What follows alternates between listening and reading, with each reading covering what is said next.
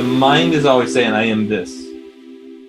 I am stupid, I am tall, I am fat, I am ugly, I am handsome, I am Christian, I am a New Age, I am whatever. The mind is always trying to identify in these things. This is what the mind tries to do. Father, essence, just says, I am. When God showed up to Moses in the bush, and Moses says, I hear you, but I need to know who you are. The mind of Moses is saying, I need to identify you. And the Father says, I am. He doesn't say, I am God. He doesn't say, I am the God. He just says, I am. It's the mind that is always trying to identify. Trying to identify everything. It needs identification. It needs the stability. So if you tell me I'm not a Christian, then who am I? If you tell me I am not a man or a woman, then who am I? If you tell me I am not this body, then what and who am I? But it's the mind that's looking for these conclusions. It needs to have them to feel alive. So let me put it this way. When the mind says, I am a woman, it begins to build its entire life around being a woman. When the mind says, I am man, it builds its entire life around being a man. I am a mother. Their entire life is built around being a mom. Can that life come to an end? Can the life of mom come to an end? It can come to an end in any number of ways. Can the life of the woman come to an end? Mm-hmm. Yes, it can. So if it can come to an end, is it essence? Is it the pure essence? Is it the image and likeness? Essence, divine essence, is not in danger of losing its life, is it?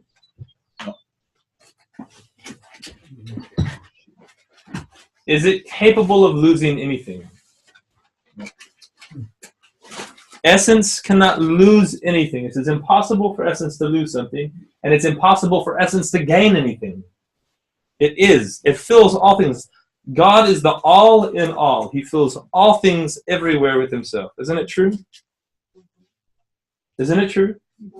I'm being very clear. The tree is not God. God fills the tree.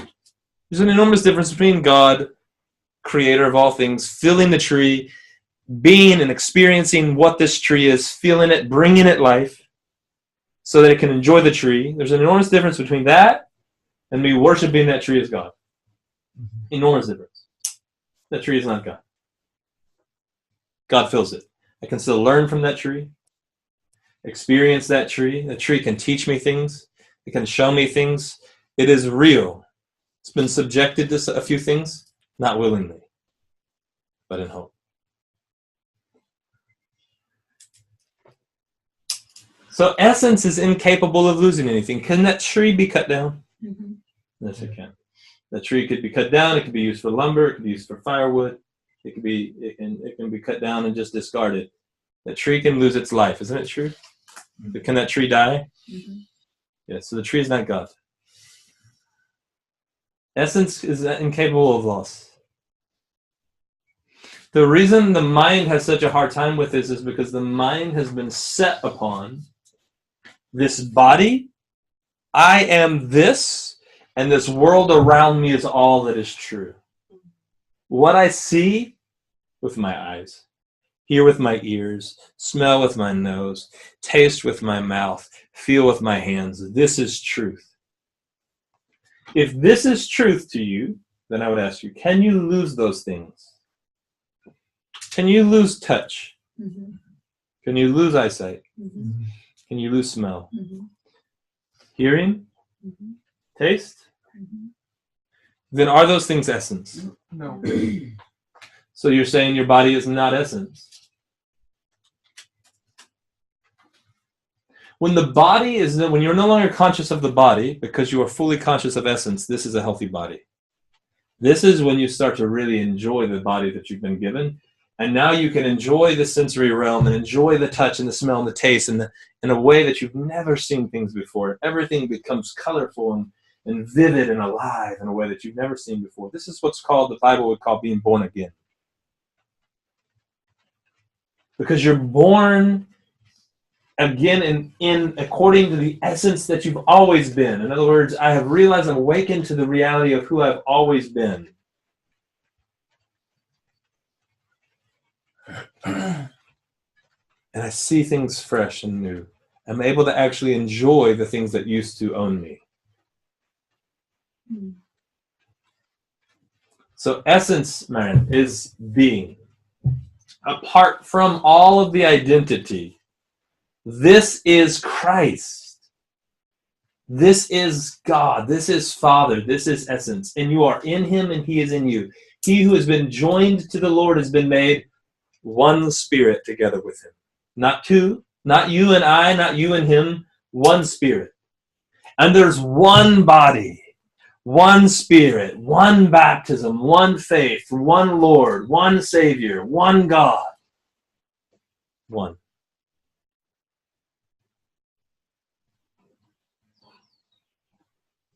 One resurrection. It's the born again experience. So the mind is always wanting to identify. If you tell me I am not any of these things, the mind immediately says this: we can't have this because then I would be nobody. And nobody wants to marry Mr. Nobody. Nobody wants to be the friend of Mr. Nobody. Nobody wants to hang out with nobody. Nobody cannot fulfill the dreams of my mind. Nobody cannot be successful. Mr. Nobody will never be successful. This is what the mind says. This is what the ego says. Don't tell me I'm not these things, because then I feel as if I've lost all my identity. This is called the dying with Christ. Isn't it funny how so many quote Galatians 2:20 as a passage of scripture? I have been crucified with Christ and no longer live. But then they want to still claim their own life and build their own kingdom. Yeah. The I is just the word ego. The ego was crucified with Christ. All of the things that you have ever identified in outside of the Christ life are dead. In other words, they have never actually had life. The only reason why they had any type of existence was because we were empowering them. Yeah. We were the ones giving them life, just like we give the tree life. We were the ones giving these ideas life, just like we give the grass life. If you say you do not give the tree life and you do not give the grass life, it's because you have not recognized you're being born in the image and likeness of God. You have not seen that you are the light of the world.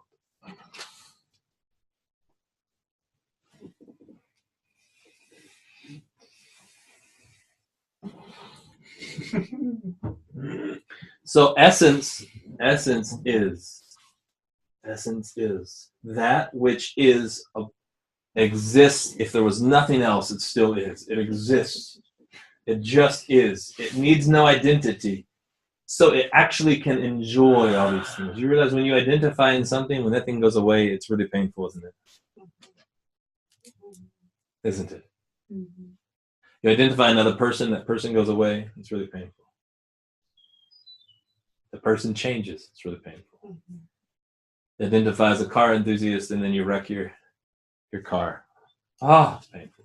Mm-hmm. Especially when you find out the insurance isn't going to cover it all. Yeah. This is just it's silly. It's silly how we have allowed the mind to identify in all these things, isn't it? And what does it create? It creates wars, insecurity, and fear, and doubt, and striving, and confusion. It creates all of this. Creates all of this. And so what people do is then they go and they blame it on something outside of them. Mm-hmm. And they say, well, if I just didn't have that car, then I wouldn't be attached to it. And they go and they sell their car. How many of us done that? I will sell that. I will sell my car, and then I'll just break free of this attachment. I'll sell a car, and they feel great. They're just walking, riding their bike, and they feel great for a couple months, and they're like, well, I could buy another car. But then now I would not be attached. And they buy another car, and they upgrade it, and now they're attached again. Because the attachment has nothing to do with the car, and has nothing to do with who they are. It has everything to do with them identified as the mind. You are the one that is free from it all. The easiest way I can explain essence is this. Essence is that which fills all things. Essence is that which has need of nothing. Has no needs. Essence is that which cannot be added to and cannot be taken away from. It cannot be added to and it cannot suffer loss. It is. When that essence identifies in a mind and the mind in something, then it suffers loss. The essence has never suffered loss, but the mind, the identity suffers loss. This is the reason why we've had so many struggles in our society with so many identity issues, with sexuality, with race, you name it, with political posture. All of them are the result of the mind identifying in this thing. This is who I am. And somebody comes to me and they say, Silas, I'm a homosexual. Do you accept homosexuals? I say, there's no such thing as homosexuals. You are not what you do. Who you are has never been what you do, and it has never been what you identified in.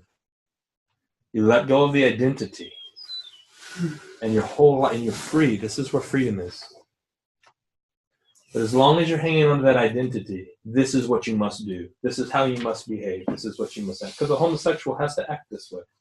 A heterosexual must act this way. The mind that places identity in the body is always doing to become. The mind that places identity in the body is always doing to become something. It is always judged according to what it has done. Past tense. It is never present. The mind is never present. Not once has it been present. You can learn to still the mind. This is as close as the mind will come to being present. The mind just doesn't, but you are not the mind. You are the present one. Why are you battling the mind? You are the present one. Don't battle the mind. Use the mind. Make it your slave. Make it your tool. Use it. Enjoy it. Don't battle it. So that's why I say observe the thoughts without judgment. As long as you're fighting against it, you've made it your enemy. Mm-hmm. Then you get really schizophrenic. Mm-hmm. And now it's on. Now it's, I'm this, but I feel this way, and I hate myself, and who's the one that's hating themselves? So it's just like people say you need to learn to love yourself so you can love others. Who is the one that is loving the self? And who is the self that's being loved? I hate myself. Who is the one hating the self, and who is the self being hated? It's one of the double-minded man is unstable. In all his ways. Yeah. Where there's two, there's instability. You will be unstable. Where there's one, there's wholeness. That's good. Wow.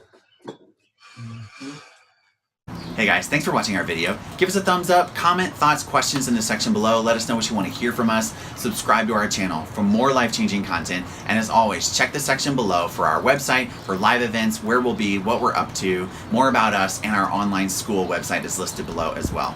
We love you. We're glad you're here. We want to hear from you. We're in this with you.